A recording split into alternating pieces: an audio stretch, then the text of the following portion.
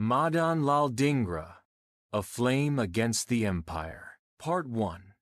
The Roots of a Rebel. The year was 1883, and Amritsar shimmered in the golden light of Punjab's harvest Sunday. Within its bustling streets, where the chants of merchants mingled with the solemn tolls of temple bells, a child was born into privilege, yet destined for fire. His name was Madan Lal Dhingra, and though his first cries rose from the comforts of an affluent home, his final words would thunder defiantly against an empire. Madan's father, Dr. Udham Lal Dhingra, was a figure of renown, a civil surgeon whose intellect and reputation had secured his family a place of honor in the colonial hierarchy. The Dhingras belonged to the Khatri caste, a lineage of ambition and pride. They were a family of 8 children, 7 sons and a lone daughter, each groomed for education, for prestige, for journeys that would stretch far beyond the narrow lanes of Amritsar. From the very beginning, the Dhingra household stood as an emblem of the new Indian elite loyal to the Raj, prosperous and seemingly untouched by the gnawing poverty outside their gates. But little Madan, with his restless eyes, could never ignore what lay beyond those gates. He first studied at MB Intermediate College in Amritsar, where the seeds of rebellion were sown, though still hidden beneath the guise of scholarly diligence. His family envisioned him as another polished gem in their crown, perhaps a doctor like his father, or a statesman, a man of letters, a man who would secure further respect for the Dhingra name. And for a while, he followed that path. In 1900, he entered Government College, Lahore, a bastion of colonial education where young Indian men learned to balance ambition with obedience. But the times were restless. The nationalist movement was stirring not yet with the roar of independence, but with the cautious murmur of home rule. To many of Madan's peers, the concept of Swaraj self-governance was still a dream whispered in quiet corners, debated in crowded student hostels, or scribbled on pamphlets smuggled beneath the eyes of colonial watchmen. Yet, to Madan, these murmurs were thunder. He read voraciously. He pored over tracts on Indian poverty, famine, and exploitation, his young mind unraveling the cruel mechanics of empire. He saw that India's hunger was not accidental, it was engineered. The policies of the British were not guardianship, but strangulation. They drained the soil of its crops, the mills of their breath, the people of their very blood. Each famine was not a calamity of nature, but a crime of men. The more he read, the more he burned. It was the Swadeshi movement that captured his soul, the call to build India's self-reliance, to boycott foreign cloth, foreign goods, foreign masters. The movement was not merely economic to him, it was a sacred vow. If India was to breathe again, it would breathe in its own tongue, wear its own cloth, live by its own hands. And so, in 1904, when his college principal ordered that the college blazers must be sewn from British imported fabric, young Madan could not remain silent. He rose in protest, leading his fellow students with a passion that shocked the very air of Lahore. His words were not just the defiance of a teenager, they were the roar of a heart that had already pledged itself to a higher cause. The cost was swift and brutal. Expulsion. For his father, this was an unthinkable disgrace. Dr. Udham, who had served loyally under the British, could not fathom why his son would throw away the privileges of education for agitation. He urged him to apologize, to bow, to retract his defiance. The family name was at stake.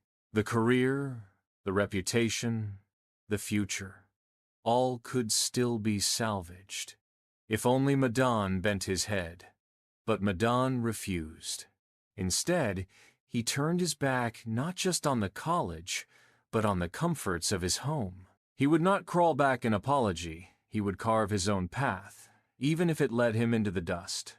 In the foothills of Shimla, he worked as a lowly clerk in a Tanga carriage service, ferrying British families to their summer retreats. The son of a surgeon now bowed to the whims of memsahibs and sahibs, but his spirit was unbroken. Dismissed for insubordination, he descended further into the rough belly of colonial India. He labored in a factory, sweating among machines and soot. There, he tried to rally workers, to form a union, to resist exploitation, but again, the price was dismissal. In Bombay, too, he wandered through menial jobs, each rejection only deepening his resolve. He had tasted the raw life of India's laborers, and the bitterness only hardened his conviction that freedom was not a choice, it was survival. His family despaired. To them, he was a fallen son, a boy wasting his mind and his heritage.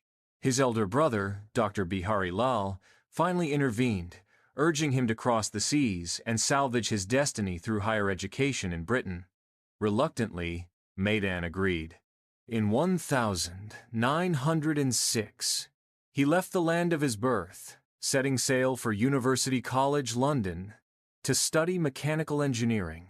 But as the ship cut through the waters toward the heart of empire, Madan carried with him not just the hope of education, but the unyielding flame of rebellion. He would step onto British soil, not as a docile student, but as a silent warrior, waiting for the hour when his pistol would speak the truth his tongue could not. Part 2.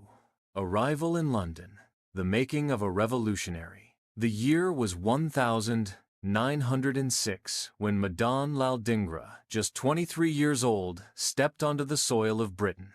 For many Indians of his generation, this was the ultimate journey across the Black Waters, to the very capital of the empire that held their motherland in chains. For some, London meant opportunity, the seat of power, the hub of learning, the promise of prestige upon returning home. But for Madan, London would become a battlefield, and his time there would lead him toward an irreversible fate. He had come to enroll at University College London to study mechanical engineering. The discipline appealed to him not only for its rigor, but also for its connection to the industrial heartbeat of modern nations. He believed that India, robbed of her industry and wealth, could rise again through machines, factories, and steel. To learn their secrets in London was, to him, not just an academic pursuit, but an act of preparation, a gathering of weapons, though not of iron, but of knowledge. Yet, London was also a shock. The city bustled with wealth and power. Its streets gleamed with horse-drawn carriages. Its shops overflowed with goods that had been wrung from colonies across the globe. The Thames reflected not just the lights of gas lamps, but the arrogance of empire. For the young man from Amritsar, the contrast between this opulence and the hunger he had seen in India was unbearable.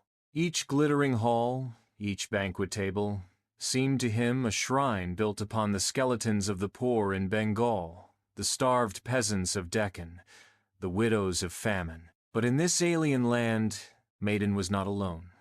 London was also the gathering place of India's restless spirits. In Highgate, a modest house became the India House, founded in 1905 by Shyamji Krishna Varma. To the British, it was a hostel for Indian students. To the revolutionaries, it was a temple of freedom. Its walls echoed with fiery speeches, its rooms brimmed with pamphlets and banned books, its corridors pulsed with whispers of rebellion. It was here that Madan encountered Vinayak Damodar Savarkar, the brilliant, uncompromising nationalist who believed that freedom could not be begged for, it had to be seized through blood and sacrifice. Savarkar was no politician of petitions and reforms. He was a prophet of revolution. His eyes gleamed with the conviction that assassination was not murder but justice, that armed resistance was not a crime but a duty.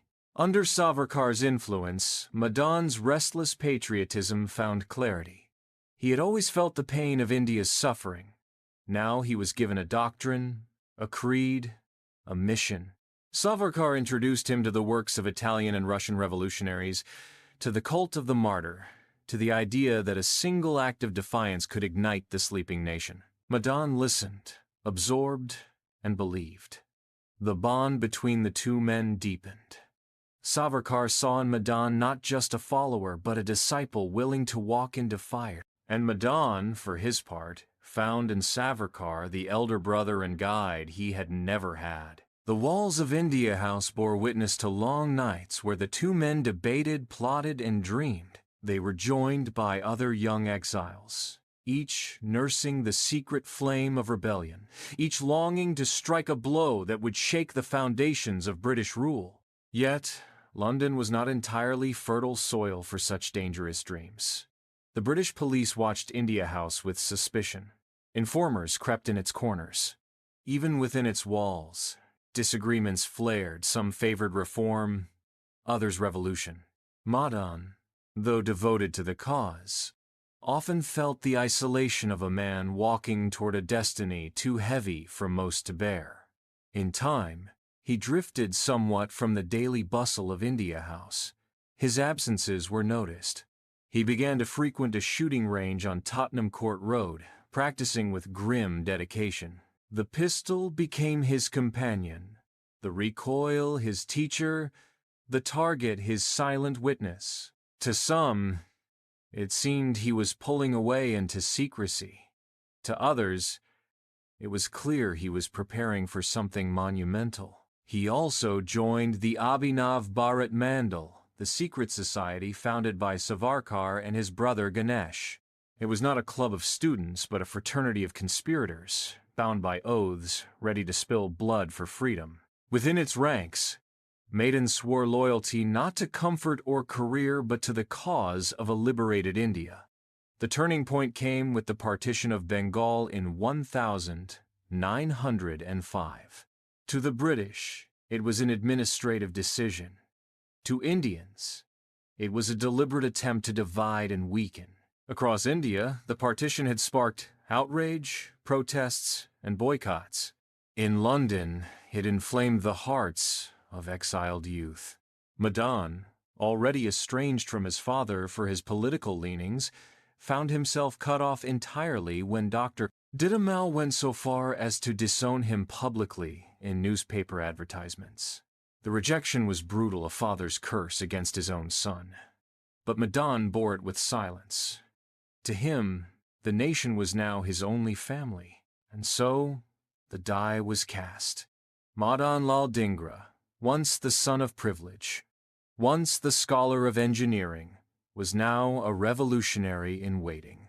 The empire that had clothed his father in honors would soon feel the sting of the son's rebellion, for in Madan's mind, the path was clear. If India was denied the battlefield, then the battlefield would be London itself. And if open war was impossible, then a single bullet, fired at the right moment, could speak for millions who had been silenced. The city that had once promised him education would instead witness his transformation into a martyr. The streets of London, glittering with empire's wealth, would soon echo with the gunshots of a man who chose death over submission. Part 3. The Weight of Injustice. Dreams of blood and sacrifice. London in those years was a paradox for Madan Lal Dhingra. On one side, it dazzled with progress, invention, and grandeur. On the other, its very stones seemed to whisper the cries of the millions in India who suffered so that the empire might flourish. Each day he walked past glittering shop windows. Each evening he saw the gas lamps lighting grand avenues. He could not help but remember the villages back home, where famine had hollowed stomachs and the silence of the hungry was broken only by the wail of mothers over their children's lifeless bodies. To Madan, poverty was not a statistic, it was betrayal.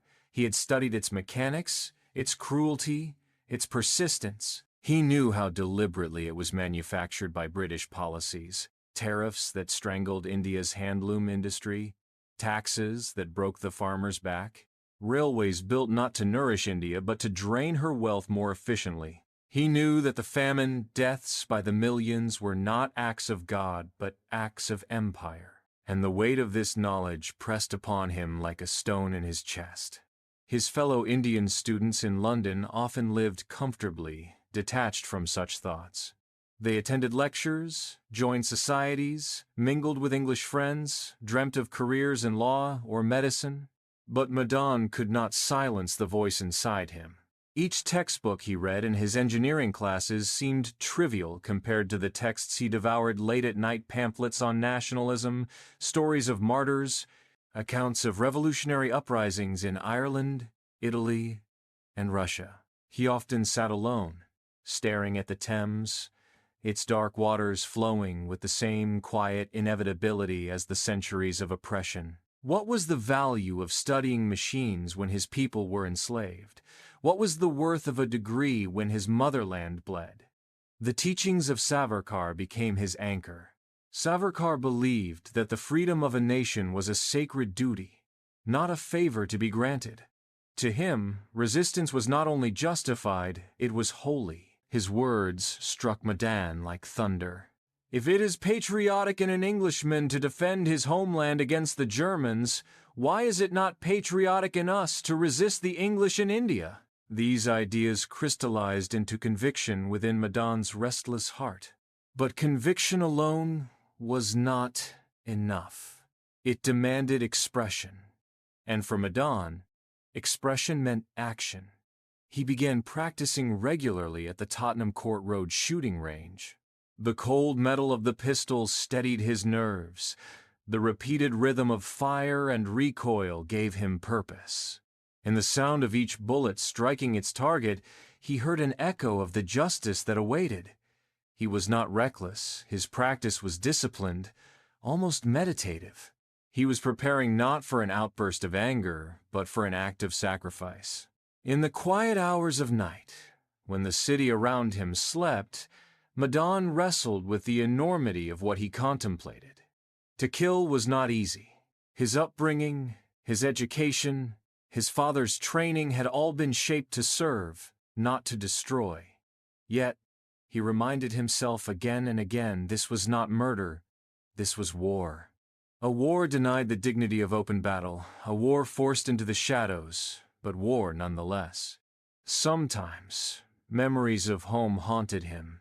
He thought of his father, the surgeon in Amritsar, who had disowned him with cruel finality. He thought of his brothers, all of them educated, all of them respectable, who wanted nothing to do with his dangerous ideals.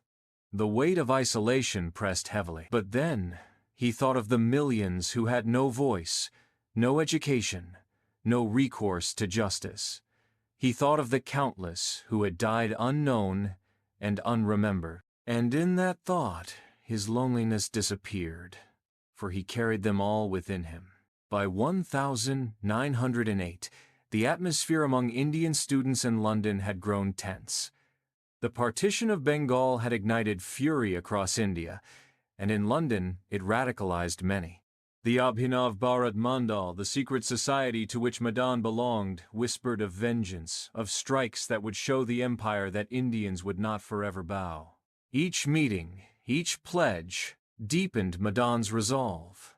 But what form should his sacrifice take? He considered targets men who embodied the cruelty of British rule. He even planned, unsuccessfully, to assassinate Lord Curzon, the former viceroy, whose policies had scarred Bengal.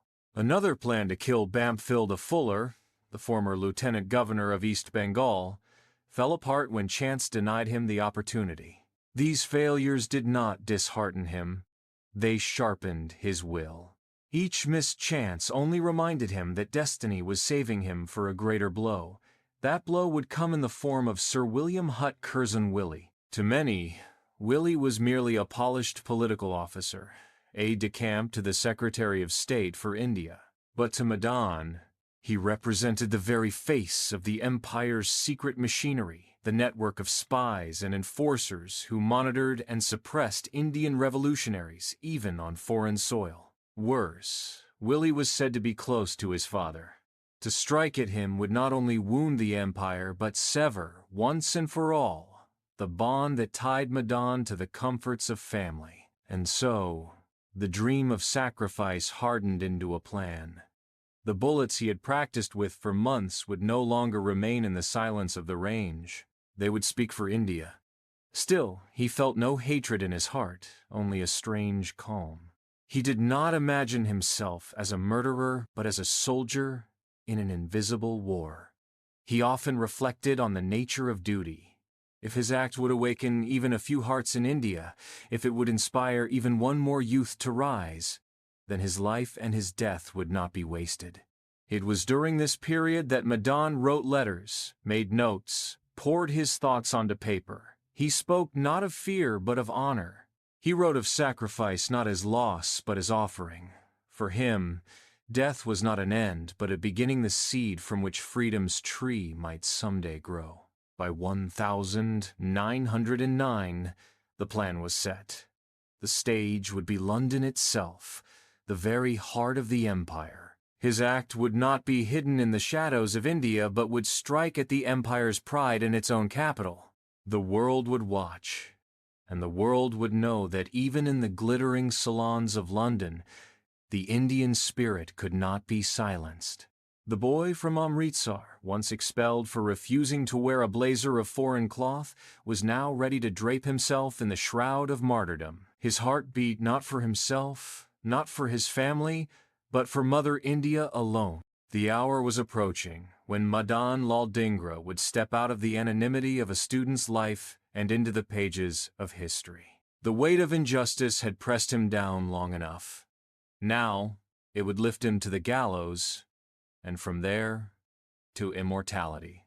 Part 4. The Night of Fire. The Assassination of Curzon Wyllie. The summer of 1909 in London carried a deceptive calm. The empire's capital was alive, with its usual bustle carriages clattering over cobblestones, gentlemen in crisp coats discussing Parliament over cigars, and women in flowing gowns promenading under the lamplight. But beneath that polished surface, an invisible storm brewed. For Madan Lal Dhingra, the months of contemplation, of practice, of private torment, had all narrowed to one singular night. That night was honest July 1909, when the Indian National Association held its annual at-home reception at the Imperial Institute, South Kensington. To most attendees, it was a genteel gathering, a chance for Indian dignitaries, students, and British officials to mingle in cordiality under chandeliers and soft music. But to Madan, it was the theater, chosen by fate for his act of defiance. The Imperial Institute itself loomed like a cathedral of empire, tall, majestic, echoing the pride of a dominion that stretched across continents. But its splendor only deepened Madan's resolve. He had decided. This evening would not pass without blood. Dressed as any other guest, Madan blended easily into the gathering. His calmness was eerie, his expression almost serene, as though he were not walking toward murder, but toward sacrifice. Inside his pocket lay the instrument of his destiny, a revolver, polished and ready, each bullet a prayer to the motherland. As the evening wore on, dignitaries exchanged pleasantries, laughter mingled with polite applause, and the air reeked of imperial self-congratulation. And then, at last, the moment arrived. Sir William Hutt Curzon Wyllie, political aide-de-camp to the Secretary of State for India, and the Empire's ever-watchful eye upon Indian revolutionaries, made his way toward the exit, his wife at his side. His polished manners, his silvered hair, his air of authority, all of it symbolized for Madan the calculated cruelty of empire. Wyllie was more than a man. He was an emblem. Madan stepped forward. Without hesitation, without tremor, he raised his revolver. The shots cracked through the hall like thunder. 1, 2, 3, 4, each bullet tearing into Wyllie's body. The crowd froze in horror. Women shrieked. Men gasped. The music died into silence. Wyllie staggered, blood blossoming on his chest, his face contorted in disbelief. By the fifth shot, he crumpled to the floor, lifeless. But the act was not yet done.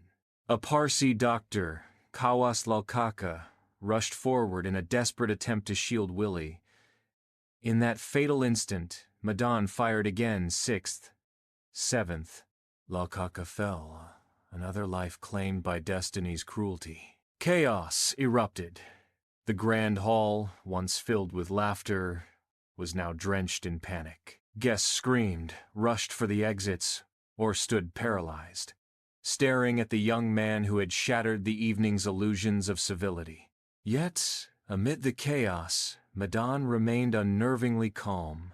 He neither fled nor struggled.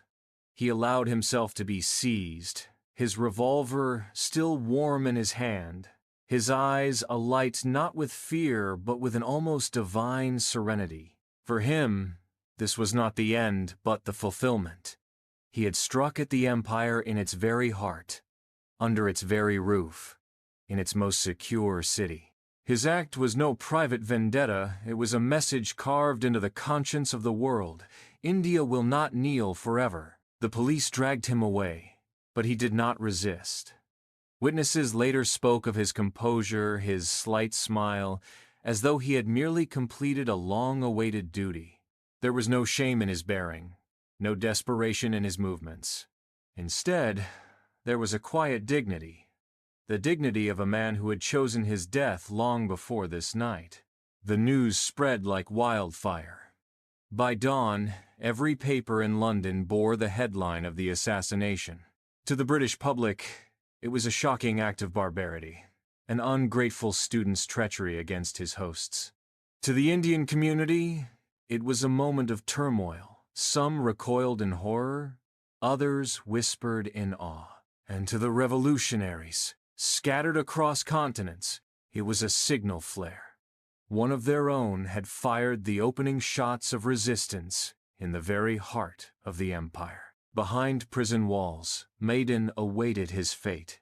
Yet, even in chains, he carried himself with pride. When interrogated, he did not deny his deed. He claimed it openly, defiantly. He declared it was not murder, but war. War against oppression, war for freedom, war for the millions who could not speak for themselves. For him, those bullets had not killed two men.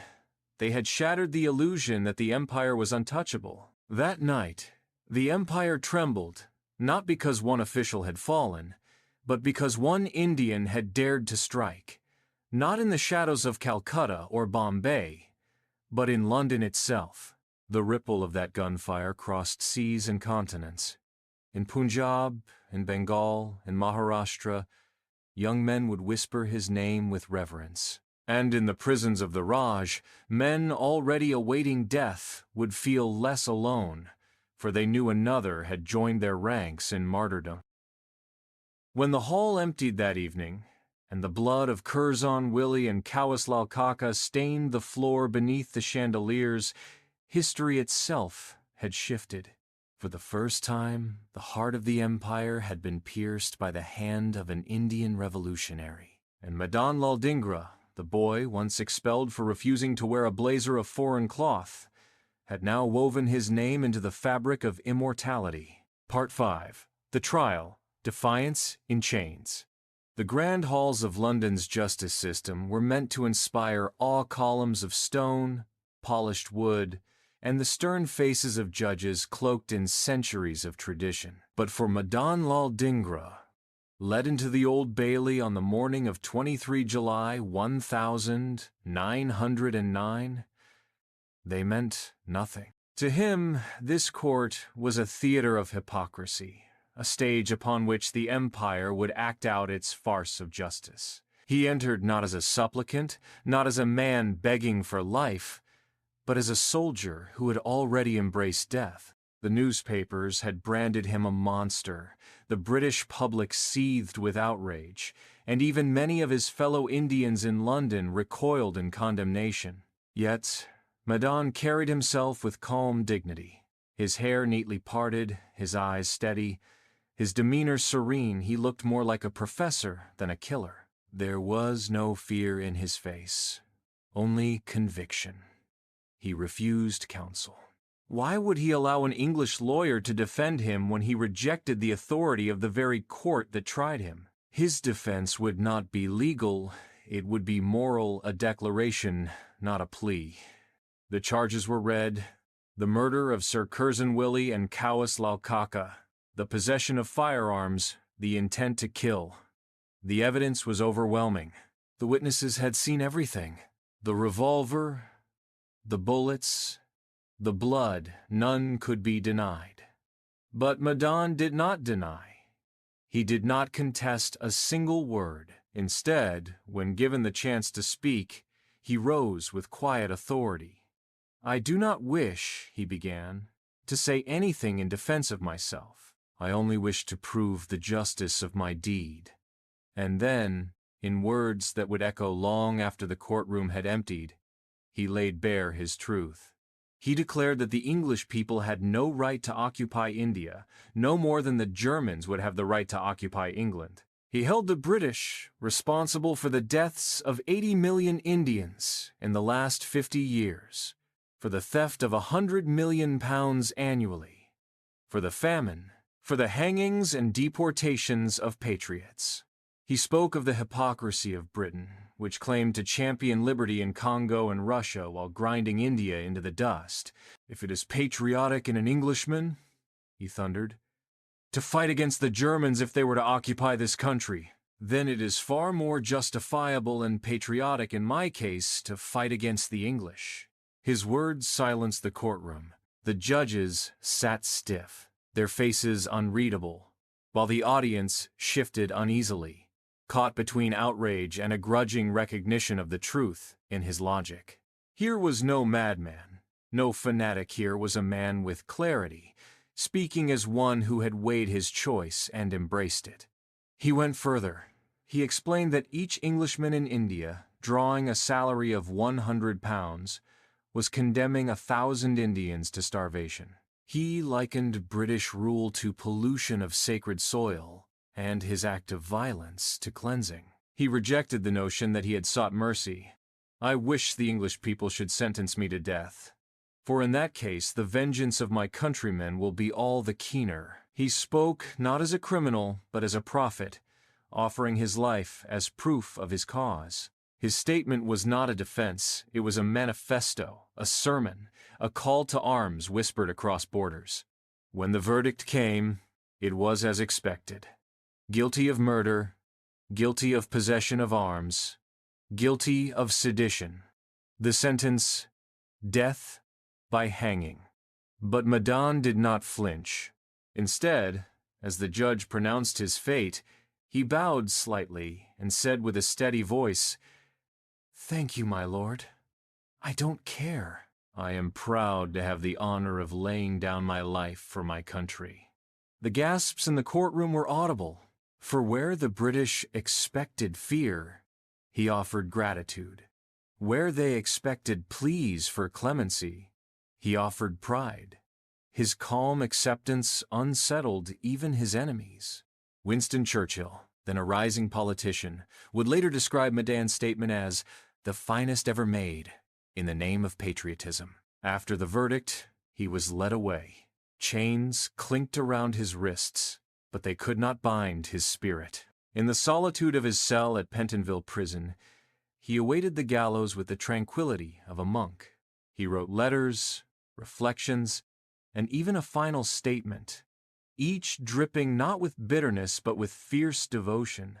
To him, death was not a punishment, it was a release, a fulfillment, a union with the cause he had chosen. Outside, the reactions were divided.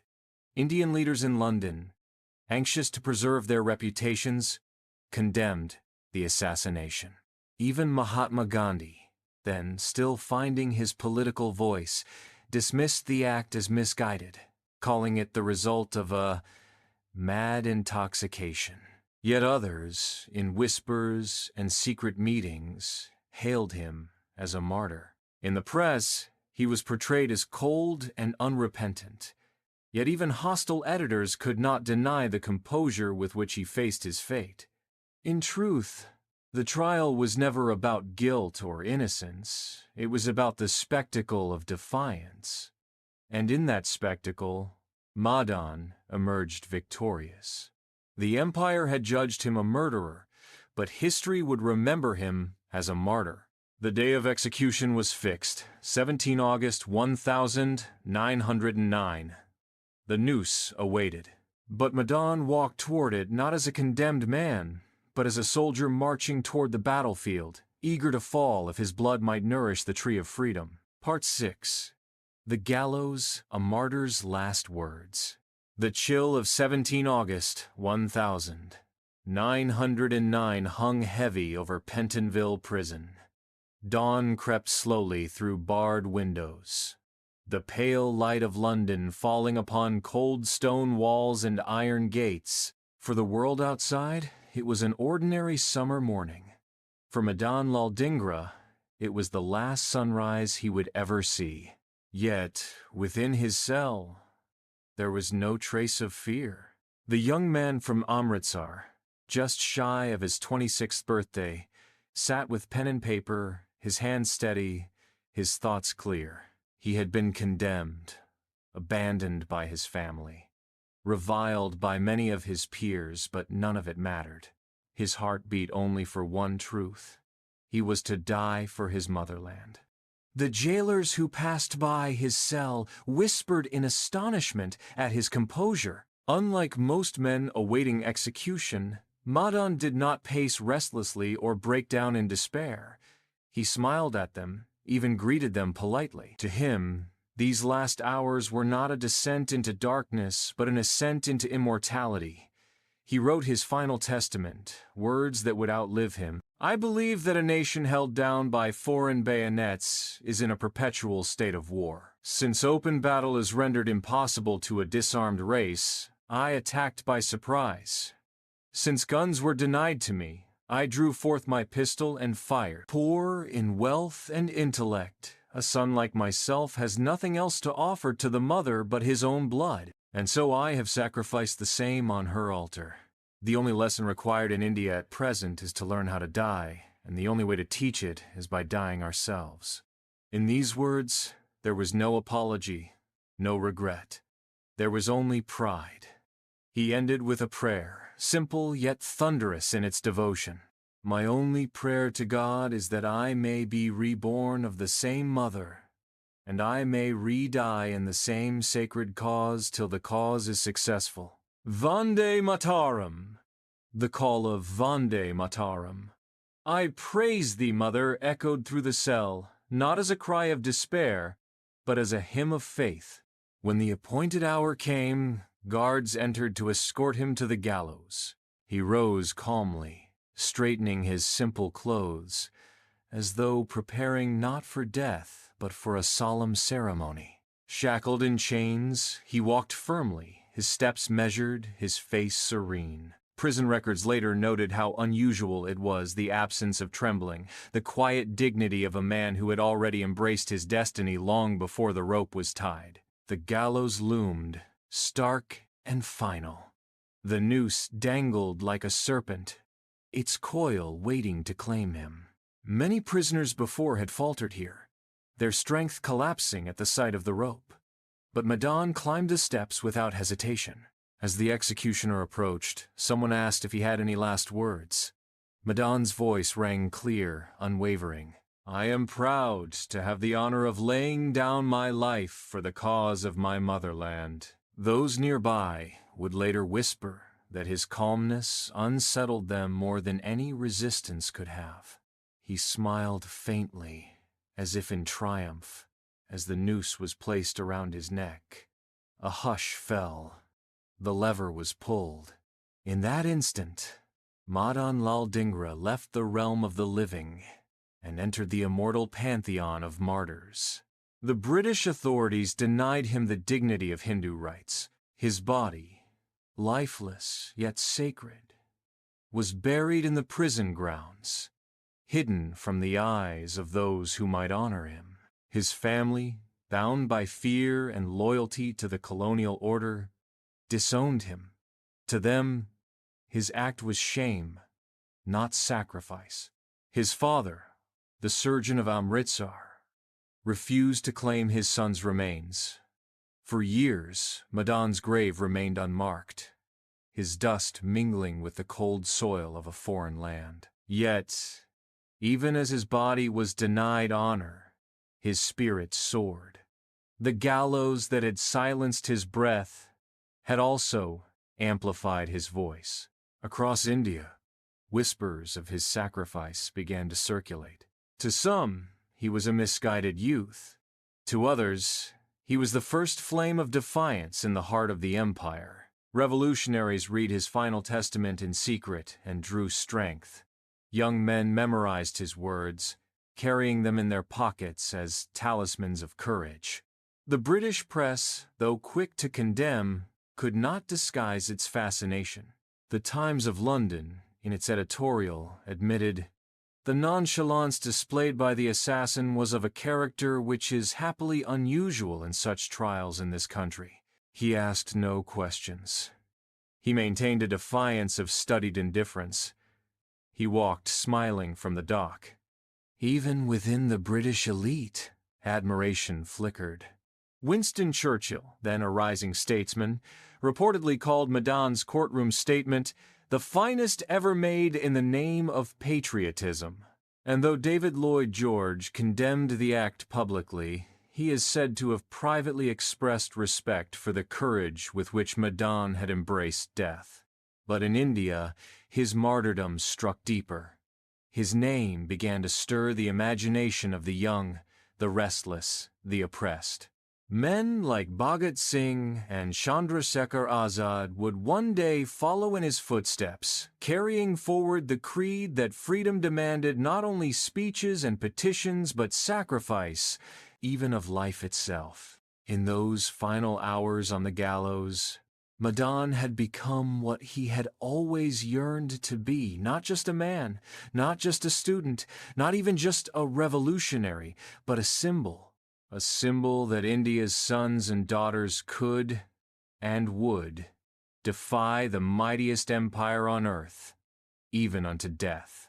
The noose had ended his breath, but it had also immortalized his name. Part 7.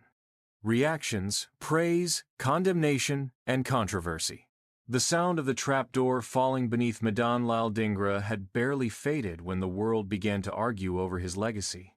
His body had been silenced, but his act reverberated through both Britain and India, sparking waves of condemnation, admiration, and fear. In death, he had become larger than life, an enigma who forced everyone, friend and foe alike, to reckon with the meaning of sacrifice. Britain's shock. In London, the reaction was immediate and visceral. To the British press, the assassination of Sir Curzon Wyllie was an outrage, an unthinkable breach of the civility that bound empire to colony. Newspaper editorials thundered with words like murder, treachery, and barbarism. Wyllie was mourned as a loyal servant of the crown, a man who had dedicated his life to the service of India. Yet, beneath the loud condemnations, there were murmurs of uneasy respect. The Times of London wrote that Dhingra's composure at trial was unusual and chilling, noting the calm smile with which he faced both the jury and the gallows. Even the empire's harshest critics could not deny the strange nobility in his bearing. Some, like Winston Churchill, went further. He is said to have called Dhingra's courtroom speech the finest ever made in the name of patriotism. To Churchill, who admired courage even in enemies, the young Indian's defiance embodied a raw and unsettling power. Division among Indians abroad. Among Indians in London, the reaction was painfully divided. On 5 July 1909, just days after the assassination, a public meeting was called to condemn Dhingra's act. Many prominent leaders, anxious to distance themselves from violence, denounced the murder of Wyllie. They feared that one man's deed would tarnish the reputation of the Indian community in Britain, already under scrutiny. They hoped to reassure the British public that Indians were loyal, rational, and peaceful. But not all voices joined the chorus of condemnation. Vinayak Damodar Savarkar, Dhingra's mentor and comrade, refused to bow to what he saw as cowardice. At the meeting, he voted against the resolution condemning Dhingra, arguing that due process had not been followed. To Savarkar, Dhingra was not a criminal but a revolutionary hero, a disciple who had carried out the sacred duty of resistance. Others in the circle of revolutionaries went further still. V versus Ayar. Savarkar's close associate exalted Dhingra's act as glorious, hailing Savarkar himself as the real guru, the avatar of Krishna, who had produced a man like Dhingra. For them, his bullets were not an act of senseless murder, but the dawn of a new creed of armed defiance. Gandhi's disapproval. Even as revolutionaries praised him, a very different judgment came from Mahatma Gandhi, then in South Africa. Gandhi was uncompromising in his rejection of violence as a tool of liberation, and Dhingra's deed filled him with unease. In his writings, Gandhi called the assassination a product of ill-digested reading of worthless writings. He dismissed Dhingra as intoxicated, not by wine, but by a mad idea. To Gandhi, the act was not patriotism, but perversion. He argued that even if the British were to leave India under the shadow of such violence, the rule that followed would be one of murderers, no matter whether they are black or white. For Gandhi, Dhingra's sacrifice was not inspiration but warning, a symbol of the abyss into which India might fall if violence became its creed. The cost to his family. If the world debated his legacy, his family bore its heaviest shame. His father, Dr. Udham Dhingra, had already disowned him publicly, running advertisements in newspapers to declare that he had severed all ties with his son. For a man who had lived his life in loyalty to the British administration, his son's act was more than betrayal, it was dishonor. The Dhingra household, once respected and admired, found itself ostracized. His siblings, educated and prosperous, recoiled from association. For them, Madan was not martyr but disgrace. His body, denied Hindu rights, was left to rot in prison grounds, unclaimed by kin who could not bear the weight of his defiance. Ripples across the world, and yet, even as his family turned away, others across the globe felt their blood quicken at the news of his sacrifice. Irish revolutionaries, themselves waging a struggle against British rule, found inspiration in Dhingra's act. His defiance resonated with their own battles for independence. Among radical presses, such as The Indian Sociologist, his name was spoken with reverence. Guy Aldred, the printer of that journal, was sentenced to 12 months of hard labor for publishing a sympathetic story about Dhingra. Even punishment could not erase the message his deed had sent. The whispers traveled further still. In America, in Germany, in hidden corners of Europe, Indian expatriates spoke his name with awe. His statement at trial, smuggled into pamphlets and letters, became a rallying cry. India, too, had sons who would die for her.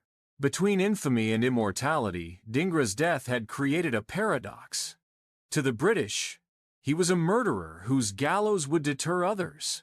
To moderate Indians, he was a reckless youth who endangered the nationalist cause. To Gandhi, he was a warning. Yet to revolutionaries, he was a martyr, the embodiment of sacrifice. His act divided communities but also forced them to confront the hard question. Was freedom to be won by petitions and prayers, or by blood and fire? In the silence of his grave at Pentonville, Dhingra could not hear the arguments. But perhaps he had anticipated them. In his final statement, he had written, I put forward this statement to show the justice of my cause to the outside world, and especially to our sympathizers in America and Germany. He had not sought mercy or forgiveness. he had sought only to be remembered as just. And remembered he was. In life, he had been disowned, reviled, condemned. In death, he became an unshakable question mark, a spark that forced the world to reconsider what it meant to love one's country. The debates would rage for decades. But one truth was undeniable. In firing those bullets, Madan Lal Dhingra had fired himself into history. Part 8. The Return of His Remains. Homecoming after 60. 7 years. For nearly 7 decades, the dust of Madan Lal Dhingra lay forgotten beneath the cold soil of Britain. Buried without rites, denied the embrace of his homeland. His body slept in anonymity within the prison grounds of Pentonville. The Empire had silenced him in life, and in death, it sought to erase him altogether, just another prisoner, just another grave. But martyrs are not so easily forgotten. Their names survive in whispers, in secret songs, in the quiet reverence of those who refuse to bow. Across India, his story had spread from one generation of revolutionaries to the next. Bhagat Singh, who would himself mount the gallows 2 decades later, found inspiration in Dhingra's sacrifice. Shekhar Azad, too, carried his flame. Though the British tried to bury his body, they could not bury his spirit. And yet, for the land that had birthed him, a wound remained open. His body, his final offering to Mother India, still lay in foreign soil. For years after independence in 1947, the matter was largely neglected. The young republic, busy with its new institutions and struggles, had little time to retrieve the dust of one who had died before their dawn. His family, bound still by shame, showed no interest. His ancestral home was sold, his legacy disowned. It seemed that India herself had forgotten her son. But time has a way of unearthing what is buried. In 1976, during a search for the remains of another martyr, Udham Singh, officials stumbled upon Dhingra's coffin. It was an accident, a chance discovery, but for many, it felt like destiny. The coffin, still intact, bore the tragic reminder of a young man who had walked willingly to the gallows for his motherland. News of the discovery spread quickly, igniting calls to bring him home. And so, after 67 long years, the journey of return began. On 13 December 1976, Madan Lal Dhingra's remains were finally repatriated to India. The homeland he had died for, the soil he had longed to touch again, was at last reunited with his mortal form. The coffin, draped in the tricolor, was carried with honor, not shame. Crowds gathered to pay their respects. For many, it was the closing of a circle. A son, once disowned and buried in exile, had returned as a martyr embraced by the nation. His remains were laid to rest in Akola, Maharashtra, in a public square named after him. There, beneath the open sky, he found the honor denied him in life and death by both the British and his own kin. The square became a place of remembrance, where citizens could pause and reflect on the price of freedom. The name Madan Lal Dhingra was etched not only in stone but in memory. Yet, even in this homecoming, contradictions lingered. His descendants refused to acknowledge his legacy. When, in 2015, the government sought to honor him, his family declined to participate, unwilling still to accept the stain or the glory of his sacrifice. They sold his ancestral home in Amritsar, rejecting even offers to convert it into a museum. For them, the son who had chosen the pistol over the pen was no hero but a pariah. But the nation disagreed. To the people, to the revolutionaries who followed him, to the young who studied his words, Madan Lal Dhingra was no disgrace. He was a pioneer of armed resistance, a man who dared to defy the empire in its own heart. His remains, now resting in Indian soil, symbolized not just his personal sacrifice, but the long and unfinished struggle for self-respect. In 1992, the government of India issued a postage stamp in his honor, his face immortalized in ink and paper. His name entered school books, his deeds portrayed in films and television series. He lived on in culture, in memory, in stories told from one generation to the next. The homecoming of his remains was more than a symbolic act. It was India's belated apology, its acknowledgement that the boy, once branded a murderer, disowned by family, and buried in secrecy, was in truth a son of the soil, a martyr of the struggle. At Akola, beneath a tricolor, the coffin was lowered into the ground with dignity, and as the crowd bowed their heads, one could almost hear the echo of his last words. "My only prayer to God is that I may be reborn of the same mother and I may re-die in the same sacred cause till the cause is successful. Vande Mataram!" The soil closed over him once more, but this time it was not foreign, not hostile. It was the embrace of Mother India, who had at last reclaimed her son. Part 9. Legacy, the eternal flame of sacrifice. The rope at Pentonville had taken Madan Lal Dhingra's life, but it could not extinguish his flame. In the decades that followed, his name grew into a symbol, sometimes contested, often forgotten, but never fully erased. His legacy, like his life, was torn between condemnation and reverence, shame and glory. Yet through it all, one truth endured. He had become the first Indian revolutionary to strike at the very heart of the British Empire. Inspiration for revolutionaries for India's young rebels, Dhingra's act was not a crime but a revelation. In the 1920s and 30s, when Bhagat Singh and Chandra Shekhar Azad raised the banner of armed struggle, they looked back to Dhingra as a forerunner. His defiance in court, his calm acceptance of death, his ringing declaration that no foreign power had the right to occupy India, all of it became part of the revolutionary canon. Pamphlets carried his trial speech, students memorized his last words, and his photograph hung in secret meeting places.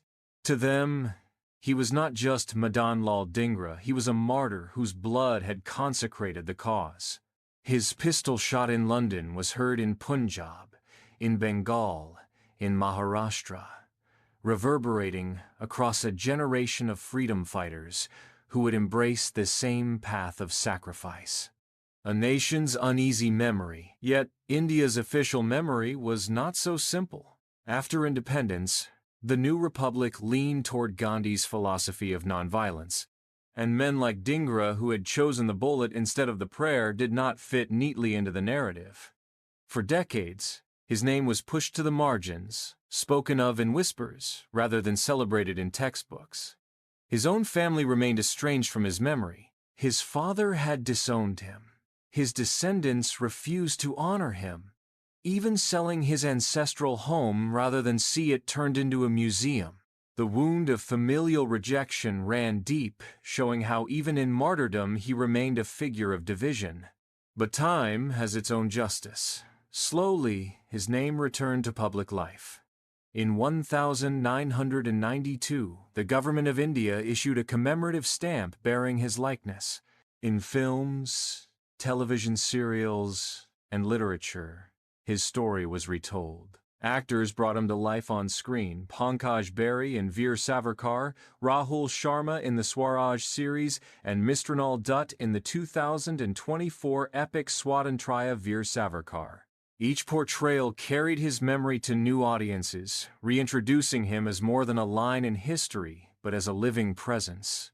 The dual legacy. Dhingra's legacy remains dual, like a coin with two faces. On one side stands the condemnation of violence, the argument that his act was reckless, that it betrayed the principles of peace, that it made reconciliation harder. This was Gandhi's verdict, echoed by moderates who sought freedom through reform. On the other side stands the reverence of revolution, the belief that his sacrifice was essential, that without blood and defiance, the empire would never have trembled. that his pistol was as necessary as Gandhi's Salt March.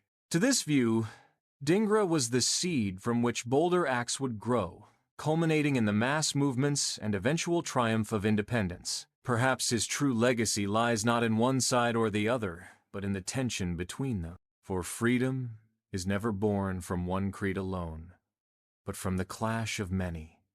The prayer and the pistol, the hunger strike and the bullet, the satyagrahi and the martyr. Dhingra embodied one half of this struggle, the half that dared to sacrifice life itself in the hope of awakening a nation. An eternal flame today, in Akola, Maharashtra, his remains rest in a square that bears his name. Passers-by may pause, children may ask, elders may recount, and in those retellings, the flame endures. His name is also etched into the broader story of India's freedom, woven alongside those of Bhagat Singh, Savarkar, and countless others. But beyond monuments and stamps, beyond films and books, Dhingra's legacy is most alive in the idea he embodied, that love for one's motherland can demand the highest price, and that to pay it willingly is the highest honor. In his final words, just before the noose tightened, he had prayed, "My only prayer to God is that I may be reborn of the same mother, and I may re-die in the same sacred cause, till the cause is successful." India is free now, yet those words still echo, reminding each generation that freedom was not handed down by the empire, it was wrested, piece by piece, life by life, sacrifice by sacrifice. Madan Lal Dhingra was only 25 when he mounted the gallows. He died alone, disowned, condemned, and yet, in dying, he became eternal. His blood became ink, his silence became speech, his death became life. For as long as India remembers her martyrs, as long as she honors those who gave their all, the name of Madan Lal Dhingra will not fade. He is no longer just a son of Amritsar. He is the son of India, a flame that refused to bow, a flame that burned against the empire, a flame that even death could not extinguish. Vande Mataram.